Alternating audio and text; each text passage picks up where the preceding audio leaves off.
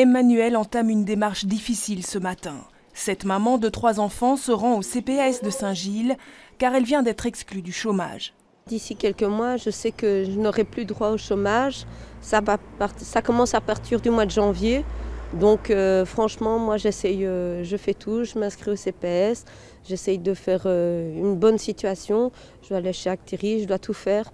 Et moi je veux me battre pour mes enfants. Une dizaine de personnes exclues, elles aussi du chômage, se sont déjà présentées au Centre public d'aide sociale Saint-Gillois. 25 assistants sociaux sont préparés à en recevoir 260 de plus. Nous avons des assistantes sociales d'accueil qui sont formées pour donner les informations.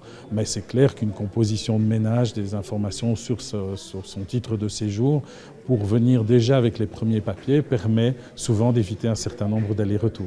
Mais ce qui inquiète le président du CPAS, ce n'est pas tant le nombre de personnes qui pourront être aidées, mais celles qui n'entreront pas dans les conditions. D'après lui, à peine 45% des personnes exclues toucheront un revenu du CPAS. C'est là que moi je suis inquiet parce que ça va signifier des situations de surendettement, de précarisation, d'alignement finalement sur les revenus les plus fragiles. Je ne sais pas comment aujourd'hui en région bruxelloise un chef de famille fait avec 1 089 € pour faire face à ses dépenses de loyer, de gaz et d'électricité en cette période plutôt froide, de faire face à ses dépenses alimentaires. Rien qu'en vous l'énoncez, vous avez tout de suite compris que c'était impossible. Impossible aujourd'hui de mesurer l'effet réel de cette exclusion des chômeurs. Selon plusieurs sources, au moins 5 000 Bruxellois sont concernés.